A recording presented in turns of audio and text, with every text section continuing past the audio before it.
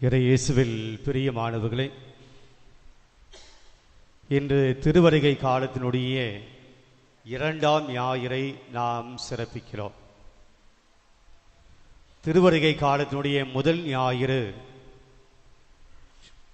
எதிர்நோக்கின் மெழுகுதிரியை ஏற்றி எதிர்நோக்கு நம்பிக்கை என்ற மைய சிந்தனையிலே நாம் கடந்த ஞாயிறை நாம் சிந்தித்தோம். இன்று திருவருகை காலத்தினுடைய இரண்டாவது ஞாயிற்றுக்கிழமை இரண்டாம் திரியை நாம் ஏற்றிருக்கிறோம். இது த கேண்டில் ஆஃப் பெத்லகேம் என்று அழைக்கப்படுகிற கேண்டில். முதல் ஞாயிற்றுக்கிழமை ஏற்றது ப்ரொஃபட்டிக் கேண்டில் என்று சொல்லுவார்கள், இறைவாக்கினர்களின் மெழுகுதிரி. கடந்த ஞாயிற்றுக்கிழமை நாம் ஏற்றியது. இன்றைய மெழுகுதிரியை, இரண்டாவது மெழுகுதிரியை பெத்லகேம் கேண்டில் அல்லது கேண்டில் ஆஃப் பெத்லகேம் என்று நாம் அழைக்கிறோம். அன்னை மரியாள், சூசையப்பர் இருவரும் பெத்லகேம் நோக்கி செல்லக்கூடிய அந்த பயணத்தை குறிக்கக்கூடிய ஒரு மெழுகுதிரியாக இருக்கிறது.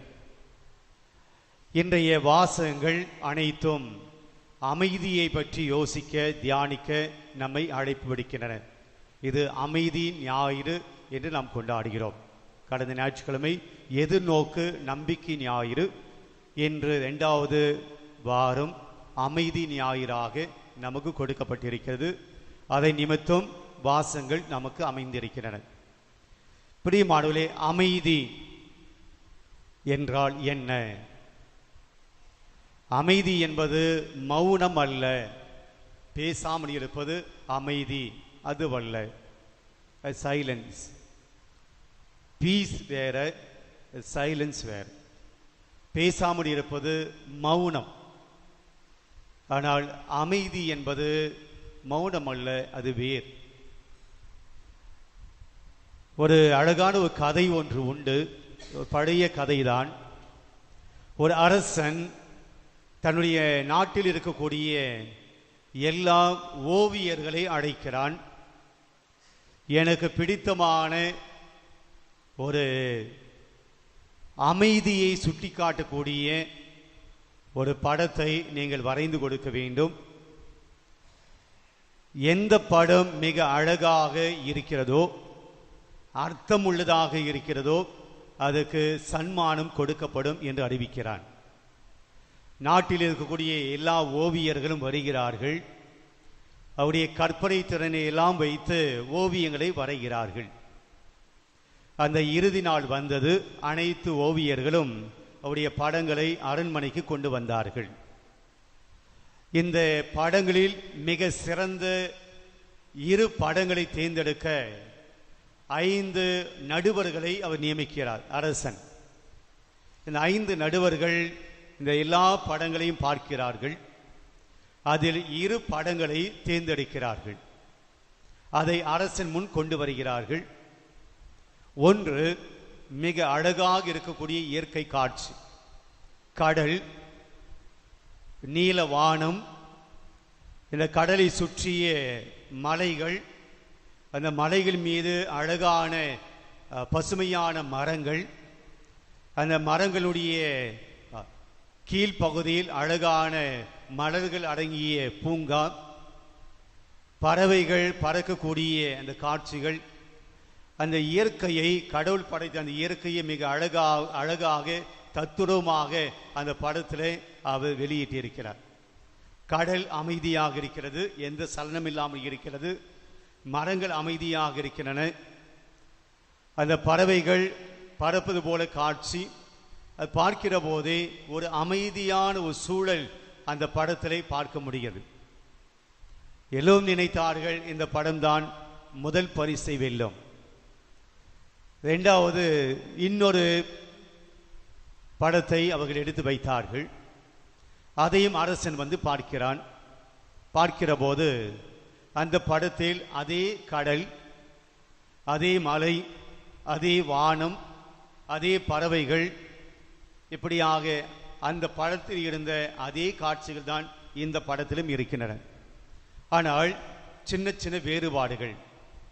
கடல் இருக்கிறது. முதல் படத்தில் அது அமைதியாக இருந்தது. இங்கே அந்த கடலில் அலைகள் கொந்தளித்து இருப்பது போல காட்சி.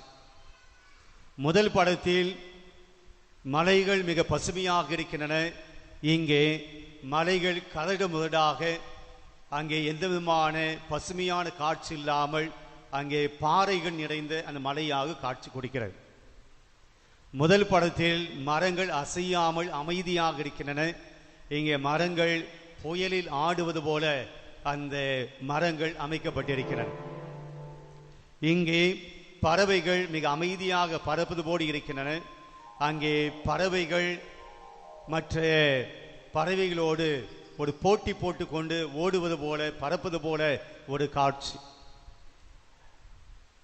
இந்த இரு படங்கள் அரசன் பார்க்கிறான். அமைதிக்கான படத்தை எடுக்க வேண்டும். எல்லோரும் நினைத்தார்கள் முதல் படத்தை அரசன் எடுப்பார் என்று சொல்லி. ஏன்னா அதுதான் அமைதியாக இருக்கிற எல்லாமே. ஆனால் அரசன் இரண்டாவது படத்தை எடுத்தான். அமைதிக்குள்ளான எந்த விதமும் அங்கே இல்லை. கடல் கொந்தளிக்கிறது, புயல் அடிக்கிறது, அங்கே மரங்கள் ஆடுகின்றன, அங்கே மலைகள் பாறைகளாக இருக்கின்றன, பசுமை இல்லை, பறவைகள் ஒன்றோடு ஒன்று போட்டி போட்டு கொண்டு ஓடிக்கொண்டிருக்கின்றன, பறந்து கொண்டிருக்கின்றன. அரசன் அந்த படத்தை எடுத்தான். எல்லாருக்கும் ஆச்சரியம். இப்ப அரசன் விளக்கம் கொடுக்க வேண்டும். அமைதிக்கான படத்தை வரைய சொன்னீர், ஆனால் அமைதி இல்லாத படத்தை எடுத்திருக்கிறீர். அதுதான் மிக சிறந்த அமைதிக்கான படம் என்று நீங்கள் தேர்ந்தெடுத்ததனுடைய நோக்கம் என்ன? எப்படி அதை நீங்கள் அமைதிக்குண்டான படமாக எடுத்தீர்கள்? அரசன் விளக்க வேண்டும். அரசன் இப்போது எல்லாரையும் பார்த்து சொன்னான், நீங்கள் நினைப்பது சரிதான், இந்த படம் அமைதிக்குண்டான படமாக இல்லை. கடல் கொந்தளிப்பது போல, மரங்கள் ஆடுவது போல, புயல் அடிப்பது போல, பாறை நிறைந்த மலைப்பகுதியாக அங்கிருப்பது அமைதிக்குண்டான விஷயம் இல்லை. ஆனால் அந்த ஓவியன் ஒரு மரம் ஆடிக்கொண்டிருக்கிறது. அந்த மரத்தினுடைய நடுவில் ஒரு சின்ன பறவை கூடு கட்டியிருக்கிறது. அந்த கூண்டுக்குள்ளே ஒரு பறவை தூங்கி கொண்டிருக்கிறது. அதுதான் இந்த படத்தினுடைய அழகு.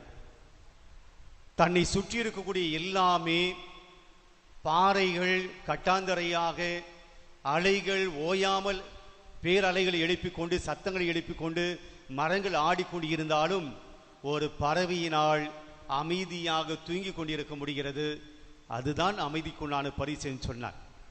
சொல்லிவிட்டு தொடர்ந்தான், அமைதி என்பது பிரச்சனைகள் இல்லாத வாழ்க்கை அல்ல, போராட்டங்கள் இல்லாத வாழ்க்கை அல்ல அமைதி, கஷ்டங்கள் இல்லாத வாழ்க்கை அல்ல அமைதியான வாழ்க்கை, எந்த விதமான சவால்கள் இல்லாமல் இருக்கக்கூடிய வாழ்க்கை அல்ல அமைதியான வாழ்க்கை. நம்மை சுற்றி அத்தனை போராட்டங்கள், சவால்கள், தோல்விகள், ஏக்கங்கள், கஷ்டங்கள், கவலைகள், பிரச்சனை வந்தாலும் கூட நம்மால் அமைதியாக சலனம் இல்லாமல் நாம் இருப்பதுதான் அமைதி. அதனால் இதுதான் முதல் பரிசு என்று சொன்னான். நாம் என்ன நினைக்கிறோம்? பொதுவாக அமைதி என்றால் எனக்கு எந்த பிரச்சனையும் இல்லாமல் இருப்பது அமைதியான வாழ்க்கை, எந்த கஷ்டமும் இல்லாமல் இருப்பது அமைதியான வாழ்க்கை, எந்த போராட்டங்களும் சவால்களும் இல்லாமல் இருப்பது அமைதியான வாழ்க்கை. அப்படிதான் நாம் நினைக்கிறோம். அந்த வாழ்க்கையை தான் எதிர்பார்த்து கொண்டு நாம் ஓடிக்கொண்டிருக்கிறோம். நடக்குமா அது?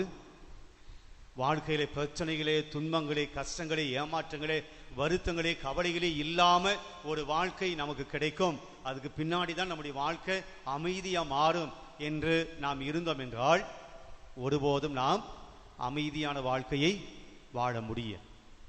அப்ப அமைதி என்பது என்ன? மௌனம் அல்ல அமைதி. போராட்டங்கள் மத்தியிலும் சலனம் இல்லாமல் இருப்பது, சவால்கள் மத்தியிலும் நல்ல முடிவுகளை எடுக்கக்கூடிய ஒரு மனநிலை. என்னை சுற்றி எத்தனை பிரச்சனை வந்தாலும் நான் அதை சரியாக பார்க்கக்கூடிய தெளிவான மனநிலை, குழப்பம் இல்லாமல் இருப்பது. பிரியமானவர்களே, அப்படிப்பட்ட ஒரு வாழ்க்கை இருக்க முடியுமா அப்படின்னா நம்முடைய மனசு சொல்லுது இருக்க முடியாது. அப்படிதானே? தலையை ஆற்றீங்களா இல்லை தூங்கி நிற்கிறீங்க தெரியல. அப்படி இருக்க முடியுமா? எதை பற்றியும் கவலைப்படாம, வாழ்க்கையில் நடக்கூடிய எதை பற்றியும் கவலைப்படாம அப்படியே ஒரு கல்லு போல, மண்ணு போல, எந்த சலனம் இல்லாமல், உணர்வு இல்லாமல் அப்படி நம்மால் இருக்க முடியுமா? முடியாது. இப்போ இந்த பதில் வரலன்னா நானே அமைதி இழந்திருப்பேன். பிரியமானவர்களே, வாழ்க்கையில எதை பத்தியும் கவலைப்படாமல் இருப்பது அமைதியாக இருப்பது அல்ல. குடும்பத்தை பற்றி கவலைப்படணும், குடும்பத்தை பற்றி நாம் அக்கறை எடுக்கணும். நம்முடைய வாழ்க்கையில் வரக்கூடிய சவால்கள், போராட்டங்கள், இதெல்லாம் நாம் பார்த்து அதை என்ன செய்ய வேண்டும் என்று அதன் மீது நமக்கு அக்கறை வேண்டும். கன்சர்ன் இருக்கணும்.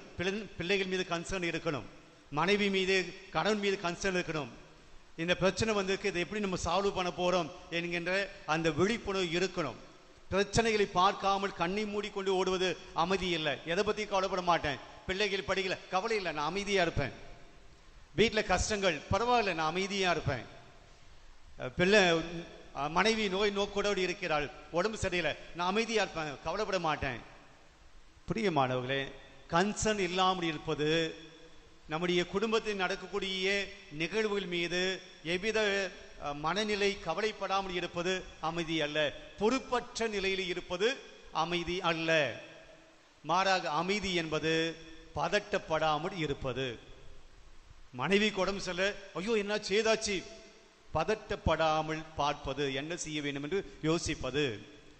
பிசினஸ்ல ஒரு தோல்வி, பதட்டப்படாமல் இருப்பது. ஏன் தோல்வி, அந்த தோல்வி எதனால் வந்தது, நாம் இந்த தோல்வியை வெற்றியாக மாற்ற நாம் என்ன செய்ய வேண்டும் என்று யோசிப்பது. அந்த தெளிவான மனநிலை தான் அமைதி. அப்ப அமைதி என்பது வெளியிலிருந்து என்னை தேடி வருவதா அல்லது எனக்குள் இருந்து வெளியே வருவதா அமைதி? இதுதான் அமைதி. எங்கிருந்து வரமாட்டேங்குது, பதிலே வரமாட்டேங்குது. அமைதி என்பது வெளியிலிருந்து எனக்குள் வருவதா அல்லது எனக்குள் இருந்து வெளியே நான் வெளிப்படுத்துவதா? எனக்குள் இருந்து வெளிப்படுத்துவது. சமாதானம் என்பது வேறு, அமைதி என்பது வேறு. ரெண்டு பேர் சண்டை போட்டுக்கிறாங்க, ரெண்டு பேரும் சமாதானப்படுத்த வேண்டும். நடுவு வருகிறார், வந்து ரெண்டு பிள்ளைகளுக்கு சண்டை, வீட்டில் ரெண்டு பேரும் அடிச்சுக்கிங்க அப்படின்னு சொல்லி அப்பா அம்மா விட்டுடுவாங்களா? நீங்க அமைதியாக பார்த்தா விட்டுடுவீங்க பொழுது, அடிச்சு சாவுங்கடா அப்படின்ட்டு விட்டுட மாட்டீங்க. ரெண்டு பேரையும் அழைத்து பேசி சமாதானம் செய்வீங்க. கை கொடு அப்படின்னு சொல்லி சமாதானம் செய்வீங்க. அப்ப அவங்க ரெண்டு பேரும் சமாதானம் செய்து கொள்வது நீங்கள் எடுக்கிற முயற்சி, அது வெளியிலிருந்து வரக்கூடிய ஒன்று. ரெண்டு பேரும் கையை கொடுத்துக்கிறாங்க, கட்டி பிடிச்சிங்க, கட்டி பிடிக்கிறாங்க, அது ரெண்டு பேரும் முத்தம் கொடுத்துங்க, ஓகே பிள்ளைகள்.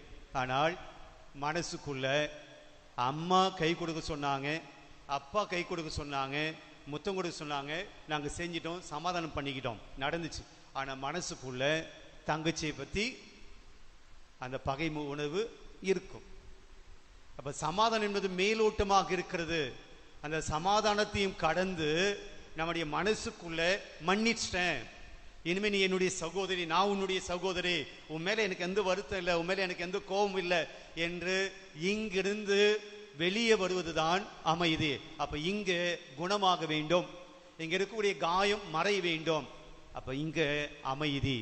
வெளியே கை குலுக்கிக் கொள்வது, அணைத்துக் கொள்வது, கையை பிடித்து முத்தம் கொடுப்பதெல்லாம் சமாதானத்துடைய அடையாளங்கள். அமைதி இங்கிருந்தால் சமாதானம் வெளியே வரும். ஆக இன்றைய வாசகங்கள் அமைதியோடு வாழ நாம் என்ன செய்ய வேண்டும் என்பதை நமக்கு சுட்டி காட்டுகின்றன. நான் மீண்டும் சொல்கிறேன், அமைதியாக வாழ என்பது மௌனமாக வாழ, சைலண்டா இருக்க, யாரு கூட பேசாம பட்டும் படாம இருக்க, அந்த அமைதி அல்ல. மனதுக்குள்ளே நிறைவான ஒரு வாழ்க்கையை நான் வாழ, ஒரு அமைதியான ஒரு வாழ்க்கை வாழ, படபடப்பு இல்லாத ஒரு வாழ்க்கை வாழ, டென்ஷன் இல்லாத ஒரு வாழ்க்கை வாழ இன்றைய வாசகங்கள் நமக்கு அழைப்பு விடுக்கின்றன, நமக்கு அறிவுரை வழங்குகின்றன. முதல் வாசகத்துக்கு செல்வோம். எசையா புத்தகத்திலிருந்து நாம் வாசித்திருக்கிறோம். ஒரு நீளமான ஒரு வாசகத்தை நாம் வாசித்தோம். அதிகாரம் 11, 1 முதல் 10 முடிய இறை வார்த்தைகளை நாம் வாசித்திருக்கிறோம். ஈசா என்கின்ற அடிமரத்திலிருந்து தளி தோன்றும், அதெல்லாம் விட்டுடுவோம், நேரம் கருதி நான் அதை விட்டு விடுகிறேன். அந்த வாசகத்துடைய பின்னணியை எசையா இறைவாக்கினர் மெஸ்ஸையா வருகிறதை முன்கூட்டியே சொல்றார். இயேசுனுடைய வருகையை முன்கூட்டியே சொன்னவர் எசையா இறைவாக்கினர். அதனால தான் அவருடைய வாசகங்களை போன ஞாயிற்றுக்கிழமை முதல் வாசகமாக படித்தோம், இன்றைக்கும் நாம் முதல் வாசகமாக படிக்கிறோம். கிறிஸ்துமஸ் அன்னைக்கும் இவருடைய வாசகத்தை தான் நாம் முதல் வாசகமாக படிப்போம். மெஸ்ஸியா இறைவாக்கினர் வருவார், அவரை முன்குறித்து சொன்னவர் எசையா இறைவாக்கினர். அதனால் இன்றைக்கு எசேயா இறைவாக்கினர் ஈசாயின் அடிமரத்திலிருந்து தளிர் ஒன்று தோன்றும். ஈசா யாரு? ஈசா என்பவர் தாவீது. இயேசு எந்த மரபிலே தோன்றினார்? யாருடைய வழிமரபில் தோன்றினார்? இயேசு தாவீதின் வழிமரபில் தோன்றினார். அப்போ தாவீதுடைய தகப்பன் ஈசாய், ஈசாயினுடைய அடிமரத்திலிருந்து தளிர் ஒன்று தோன்றும் அப்படின்னு சொல்லி மெசியாவுடைய வருகை எங்கிருந்து வரும் என்பதை கோடிட்டு காட்டுகிறார். தாவீது மரபிலே தான் இயேசு பிறப்பார், அதை கோடிட்டு காட்டுகிறார். அப்போ அந்த இயேசு வருகிற போது அவர் எப்படிப்பட்டவராக இருப்பார்? இன்றைக்கு நமக்கு கொடுக்கப்பட்டிருக்கிறது, அவர் மீது ஆவி தங்கும், தூய ஆவி அவர் மீது தங்கும். இதுதான் லூக்கா நற்செய்தியிலே ஆண்டவர் இயேசு அந்த தொழுகை கூடத்திலே அந்த ஓலை எடுத்து படிக்கிற போது, அந்த மறைநூலை எடுத்து படிக்கிற போது இயேசுன்னு சொல்கிறார், ஆண்டவருடைய ஆவி என் மேல் உள்ளது. இயேசு சொல்றார். அதை முன்கூட்டியே எசேயா இறைவாக்கினர் சொல்கிறார், ஆண்டவருடைய ஆவி அவர் மீது தங்கும், ஞானம், மெய்யுணர்வு, அறிவு திறன், ஆற்றல், நுண்மதி, ஆண்டவர் மீது பயம், இதெல்லாம் இயேசுவிடம் இருக்கும். மெசியா அப்படிப்பட்டவராக இருப்பார் அப்படின்னு சொல்லிட்டு, இயேசு ஆட்சி செய்யக்கூடிய காலத்துல அந்த நகர், அந்த நாடு எப்படி இருக்கும் என்பதை இன்னைக்கு ரொம்ப உருவகப்படுத்தி சொல்லி இருக்கிறாங்க. முதல் வாசகத்துல என்ன சொன்னாங்க? இப்படியாக சொல்லப்பட்டிருக்கு, செம்மறி ஆடும் ஓனாயும் ஒன்றோடு ஒன்று படுத்திருக்கும். எங்கே நடக்குமா அது? ஓனாய் செம்மறி ஆடோடு ஒன்றாக இருக்கும், கூடி வாழும். கணவன் மனைவி ஒன்னா இருக்க முடியல, சண்டை போட்டுக்கிறோம் நாங்க. ஆனா அது ஒன்னா இருக்கான், ஆடும் ஓனாயும் ஒன்னா இருக்கு. அடுத்து ஆட்டுக்கிடாயும் சிங்கமும் ஒன்னா இருக்குமா, ஆடும் சிங்கமும். மிக அழகாக கப்பன் பாரு, எஸ்ஐ மிக அழகாக சொல்றார். ஆடு, செம்மறியாடு, ஓனாய் ரெண்டு பேருமே எதிரிகள். எதிரி என்றதை விட ஒன்று இன்னொன்னை தாக்கக்கூடிய விலங்கு. ஆட்டுக்கிடாய், சிங்கம், நிச்சயமாக சிங்கம் ஆட்டை சாகடிக்கும். மூன்றாவது, கன்றுக்குட்டியும் காளையும் சிறுத்தை புலியோடு இருக்குமா. சிறுத்தை புலி அதுவும் காட்டு விலங்கு, அது கன்றுக்குட்டியும் காளையும் சிறுத்தை புலியோடு இருக்கும். நான்காவது, பசுவும் கரடியும் ஒன்னாய் இருக்குமா. ஐந்தாவது, சிங்கம் வைக்கோல் சாப்பிடும். இன்னைக்கு பசுவுக்கு வைக்கோல் இல்லை, அது வேற விஷயம். சிங்கம் வைக்கோல் சாப்பிடும். சிங்கம் என்னைக்கா வெஜ்ஜு சாப்பிடுமா? எப்பவுமே நான் பியூர் வெஜ் தான், பியூர் நான்வெஜ் தான் சிங்கம். எப்பவுமே விலங்குகளை அடித்து சாப்பிடும், தாவரத்தை சாப்பிடாது சிங்கம். அடுத்து, கை குழந்தை, பால் குடிக்கும் குழந்தை எங்க போய் விளையாடும்? விரியன் பாம்பு குட்டிகள். இப்ப இவங்க சின்ன ஒரு பாம்பு இவங்க உள்ள வந்துச்சுன்னு வச்சிங்களேன், எப்படி இருக்கும்? அது பாட்டு போட்டமே அப்படி விட்டுடுவீங்களா? பிரசங்கமாவது பூசையாவது எழுமடா ஓடலாம் அப்படின்னு. ஆனால் பால் குடிக்கும் குழந்தை எங்கே கை விட்டு விளையாடுமாம்? விரியன் பாம்பு. இருக்கிறதுல மிக மோசமான பாம்பு எது? விரியன் பாம்பு. நல்ல பாம்பு கூட கிடையாது, விரியன் பாம்பு. அதுதான் மிக மோசமான பாம்பு. எஸ்ஐயா இறைவாக்கு எவ்வளவு அழகாக சொல்லிட்டு, இதெல்லாம் ஆண்டவருடைய நாளில் இல்லாமல் போயிடும். என்ன சொல்றார்? தீமை செய்வோர் யாரும் இலர். இன்னைக்கு முதல் வாசம் அப்படிதான் முடியுது. அங்கே ஆண்டவருடைய நாளில் தீமை செய்கிறவர்கள் யாரும் இருக்க மாட்டாங்க. சிங்கம் தீமை செய்யாது, சிறுத்தை புலி தீமை செய்யாது, கரடி தீமை செய்யாது. எந்த காட்டு விலங்குகளும் வீட்டு விலங்குகளை அடித்து சாப்பிடாது. அப்படின்னு என்ன அர்த்தம்? ஒரு அமைதியான நிலை எப்போ? மெஸ்ஸியாவினுடைய நாளில் இருக்கும் என்று சொல்கிறார். பிரியமானவர்களே, முதல் செய்தி என்ன? மெஸ்ஸியா இருக்கிற இடத்தில் அல்லது இயேசு இருக்கக்கூடிய இடத்தில், இயேசு ஆட்சி செய்யக்கூடிய இடத்தில் என்ன இருக்காது? அமைதியற்ற நிலை இருக்காது, அமைதி இருக்கும். இயேசு இருக்கக்கூடிய இடத்துல அமைதி மட்டும்தான் இருக்கும். அதனால தான் இயேசு சொல்கிறார், அமைதியை ஏற்படுத்துவோர் பேறு பெற்று. அது எனக்கு தெரியும். அதுக்கு அடுத்த லைன், அமைதி ஏற்படுத்துவோர் பேறு பெற்றோர், ஏனெனில் அவர்கள் கடவுளை காண்பர். அவங்க கடவுளை பார்க்க முடியும் என்று சொல்கிறார். அப்ப முதல் செய்தி, பிரியமானவர்களே, நம்முடைய வாழ்க்கையில அமைதி வரணும். உங்க குடும்பத்துல அமைதி வரணும். நான் மீண்டும் சொல்கிறேன், அமைதி என்பது கஷ்டமில்லாத வீடு, கஷ்டமில்லாத வாழ்க்கை, பிரச்சனை இல்லாத வாழ்க்கை, துன்பம் இல்லாத வாழ்க்கை. அதை நான் சொல்லல.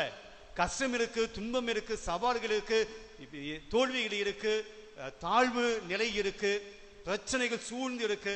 அந்த சமயத்திலும் கூட என் குடும்பத்தில் பதட்டம் இல்லாமல், என் குடும்பத்தில் நடுநடுங்காமல், டென்ஷன் ஆகாம, ஸ்ட்ரெஸ் ஆகாம, டிப்ரெஷன் ஆகாம மிக தெளிவாக என் வாழ்க்கையை ஓட வேண்டும் என்றால் என் குடும்பத்தில் யார் இருக்க வேண்டும்? இயேசு இருக்க வேண்டும். இயேசு உங்களுடைய குடும்பத்தை நிரப்பி இருக்க வேண்டும். இயேசு உங்களுடைய மனதை நிரப்பி இருக்க வேண்டும். இயேசுவினால் நாம் ஆட்கொள்ளப்பட்டு இருக்க வேண்டும். கடவுள் நம்முடைய குடும்பத்தை நம்மை வழிநடத்தக்கூடியவராக இருக்க வேண்டும். கடவுள் வழிநடத்துகிற குடும்பத்துல, கடவுள் இருக்கக்கூடிய அந்த இடத்துல, கடவுள் வாழக்கூடிய அந்த வீட்டுல அமைதி இருக்கும். இப்ப நாம யோசிக்கிறோம், என் வீட்டுல அப்படிப்பட்ட ஒரு சூழல் இல்லைன்னா என் வீட்டில் ஆண்டவர் இல்ல, ஆண்டவருடைய ஆவியானவர் என் வீட்டுல தங்கல, நான் வேற எதையோ யோசிக்கிறேன், ஆண்டவருக்கு மாறானதை நான் செய்யறேன், ஆண்டவருக்கு பிடிக்காத ஒரு வாழ்க்கையில் நான் வாழ்ந்து கொண்டிருக்கிறேன், ஆண்டவர் இல்லாத ஒரு வீட்டை நான் வாழ்ந்து கொண்டிருக்கிறேன், ஆண்டவருடைய பிரசனை அங்க இல்ல, அதனாலதான் சண்டை. அங்கே காட்டு விலங்குகள் வீட்டு விலங்குகளை அடிச்சு சாப்பிடுது, கணவன் மனைவியை அடிக்கிறான், பிள்ளைகள் பிள்ளைகளை அடித்துக் கொள்கிறார்கள், பெற்றோர்கள் பிள்ளைகளை அடிக்கிறார்கள், அங்கே ஒருவரை தாக்கி கொண்டிருக்கிறார்கள். அடிக்கலன்னு கூட பரவாயில்ல, இன்றைக்கு ஒருவரை காயப்படுத்திக் கொண்டிருக்கிறோம், அவமானப்படுத்திக் கொண்டிருக்கிறோம், வீட்டுக்குள்ளேயே நம்முடைய பிரச்சனைகளை சண்டைகளை போட்டுக் கொண்டிருக்கிறோம், ஒருவரை ஜெயிக்க பார்க்கிறோம். நீயா நானா, கணவன் மனைவி நீயா நானா, பெரிய பையன சின்ன பையனா, பெரிய பொண்ணு சின்ன பொண்ணு நீயா நானா போட்டி போட்டுக் கொண்டிருக்கிறோம். ஏன்னா அங்க மனசுக்குள்ள அமைதி இல்லை, வீட்டுக்குள்ள அமைதி கிடையாது. ஏன்னா மனசுக்குள்ளேயும் வீட்டுக்குள்ளேயும் கடவுள் இல்லை, கடவுளுடைய பிரசன்னம் இல்லை. ஆக ஆண்டவர் இருக்கக்கூடிய இடத்துல என்ன இருக்கும்? அமைதி இருக்கும். அமைதி இல்லாத இடத்துல ஆண்டவர் இல்லை. அதனால் தான் கிறிஸ்துமஸ் விழா கடவுள் நம்மோடு இம்மானுவேலுக்கு வருகிறார், இம்மானுவேல் நம்மோடு தங்கு வருகிறார். அவர் வந்து நமக்கு என்ன கொடுப்பாராம்? அமைதி கொடுப்பார் என்று எஸ்ஏ இறைவாக்கில் சொல்றார். ப்ரிப்பேர் பண்ணிக்கிங்க, ஆண்டுடைய வருகை வரும்போது உங்க குடும்பத்தில் அமைதி இருக்கணும். அதனால் தான் இயேசு பிறந்த போது இடையர்களுக்கு வானத்தில் சொன்ன செய்தி என்ன? உன்னதத்திலே கடவுளுக்கு மாட்சி உண்டாவதாக, உலகில் நல் மனதோருக்கு, பெரிய வீடு உள்ளோருக்கு, பெரிய கிறிஸ்துமஸ் வைத்தோருக்கு, பெரிய குடில் வைத்தோருக்கு, பெரிய ஸ்டார் கட்டணங்களுக்கு, பெரிய நல்ல புது துணி, காஸ்ட்லியான புது துணி வாங்குவதற்கு அமைதி உண்டாக இல்லை. இயேசுடைய பிறப்பு அப்படி கிடையாது. அதெல்லாம் செஞ்சவங்களுக்கு அமைதி வராது. உள்ளத்துல அமைதி நல் மனதோருக்கு அமைதி உரித்தாகும். உங்க மனசு நல்லா இருந்தா இயேசு கொண்டு வரக்கூடிய அமைதி கிடைக்கும் அப்படின்ட்டு எஸ்ஏ இறைவாக்கின்னு சொல்லுகிறார். இப்போ நான் அமைதியான வாழ்க்கை, கடவுள் தரக்கூடிய அமைதியை நாம் பெற்றுக்கொண்டோம் என்றால் நம்முடைய வாழ்க்கையில நடக்கக்கூடிய நிறைய ஆசீர்வாதங்கள்ல ஒரு ஆசீர்வாதம், கடவுள் தரக்கூடிய அந்த அமைதி நம்ம மனசிலையும் நம்ம குடும்பத்தில் இருந்துச்சுன்னா நமக்கு கிடைக்கக்கூடிய நிறைய ஆசீர்வாதம் இருக்கு. அதுல ஒரு ஆசீர்வாதத்தை இன்னைக்கு 2வது வாசகம் சொல்லுது. என்ன ஆசீர்வாதம் என்றால், நாம் வாசிக்கிறோம்,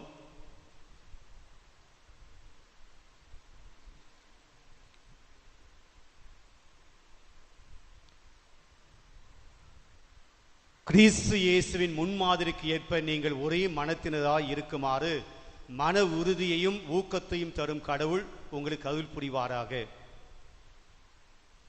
கிறிஸ்து இயேசுவின் முன்மாதிரிக்கு ஏற்ப நீங்கள் ஒரே மனதினராய் இருக்குமாறு, ஒரே மனதோடு இருக்குமாறு. அடுத்த வாக்கியம் பாருங்க. ஆகியால் கிறிஸ்து உங்களை ஏற்றுக்கொண்டது போல நீங்களும் ஒருவரை ஒரு ஏற்றுக்கொள்ளுங்கள், அப்போது கடவுளை பெருமைப்படுத்துவீர்கள். பிரியமானவர்களே, அதுக்கு முன்னாடி கூட நாம் பார்க்கிறோம், கடவுளை நாம் ஏற்றுக்கொள்கிற போது, நம்புகிற போது நாம் எல்லாம் எப்படி இருப்போமா? ஒரே மனத்தவராய் இருப்போம். வேற வார்த்தை எப்படி சொல்ல முடியும்? ஒரே மனத்தவராய் நாம் இருக்கிறோம் என்றால் எப்படி? வேற வார்த்தை என்ன சொல்ல முடியும்? ஒரே மனநிலையோடு, வேற வார்த்தை ஒரே மனத்தவராய் நாம் இருக்கிறோம் என்றால் அது எப்படி நாம் இன்னொரு வார்த்தையில் சொல்ல முடியும்?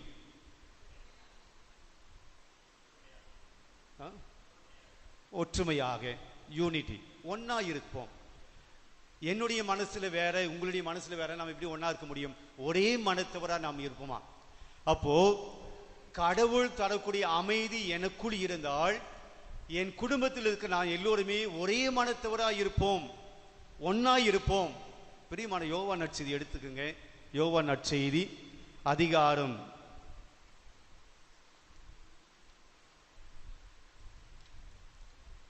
17 இறை வார்த்தை 11 வாசிப்போம். அதிகாரம் 11 17 இறை வார்த்தை 11.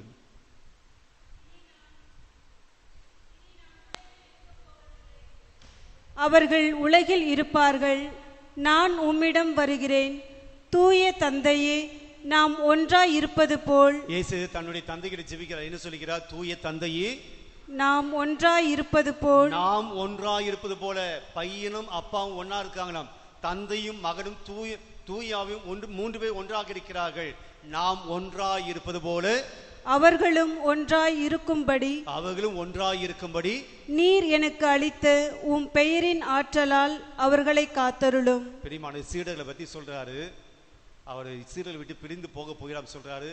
நாம ஒன்னா இருந்தோம் இல்லைங்களா, அது போல நான் இந்த சீடர்களை விட்டு நான் சாக போகிறேன்.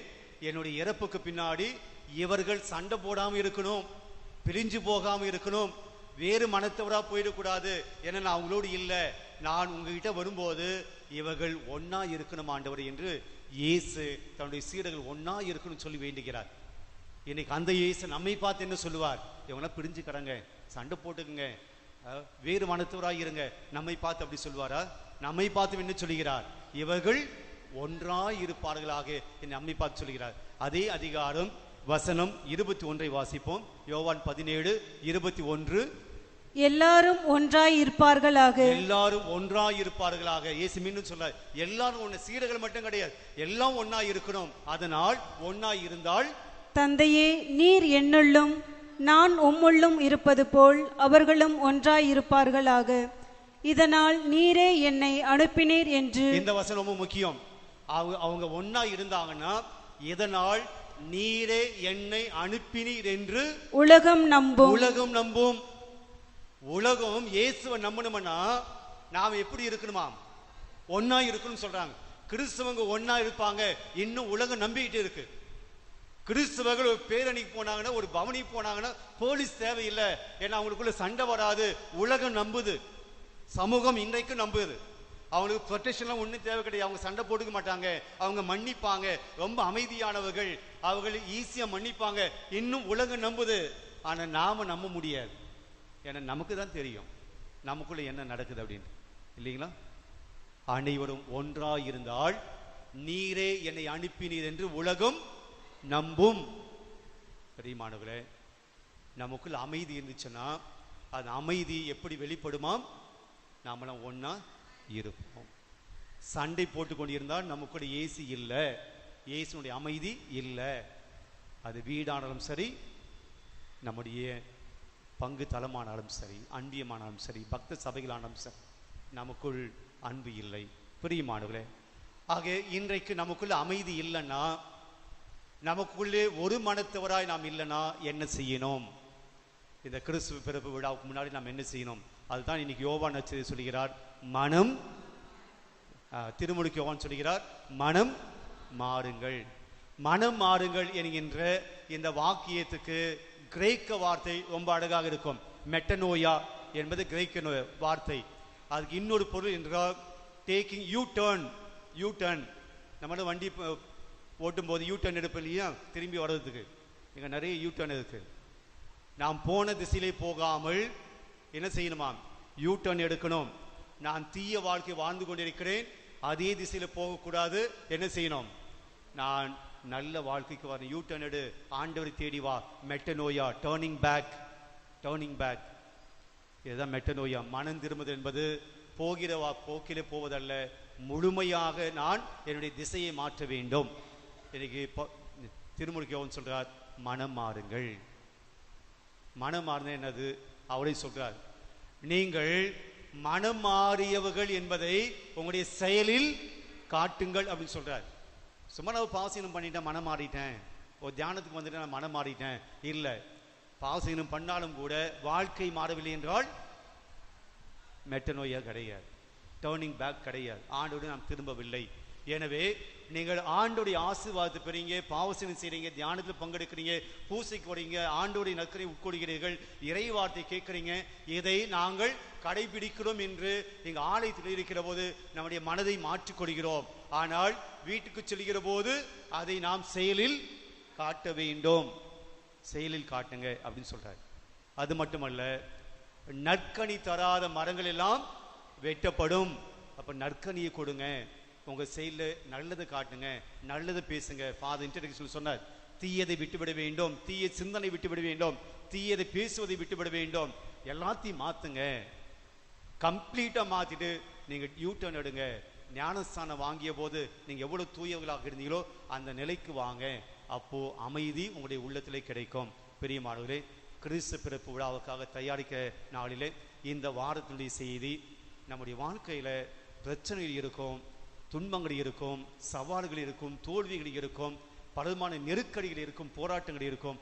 ஆனால் படபடுப்பு இல்லாமல், டென்ஷன் இல்லாம, சண்டை சச்சரவுகளோடு வாடாமல், என்ன செய்வேன் குழப்பத்திலே வாடாமல் அமைதியாக நம்முடைய வாழ்க்கையை வாட வேண்டும் என்றால் என்னுடைய வாசனை நமக்கு சொல்லுது, நீங்க ஆண்டவரோடு இணைந்திருங்கள். ஆண்டவருடைய பிரசன்னம் உங்களுடைய குடும்பத்தில் இருக்கட்டும். ஆண்டவர் உங்களை வழி நடத்துவது போல நீங்க பார்த்துக்குங்க. அங்கே சிங்கமும் ஆட்டும் காளியும் ஒன்னா இருப்பது போல உங்களுடைய குடும்பத்திலும் பிரச்சனை வருகிற போது நீங்கள் ஒன்னா இருப்பீங்க. ரொம்ப டென்ஷன் ஆக மாட்டீங்க, படபடப்பு ஏற்படாது, சண்டை போட மாட்டீங்க, சச்சரவு செய்ய மாட்டீங்க. ஆக இந்த வாரத்தில் அப்படிப்பட்ட ஒரு நிலையில் நம்முடைய குடும்பம், நம்முடைய வாழ்க்கை அமைய தொடர்ந்து திருப்பலியில் ஜெபிப்போம்.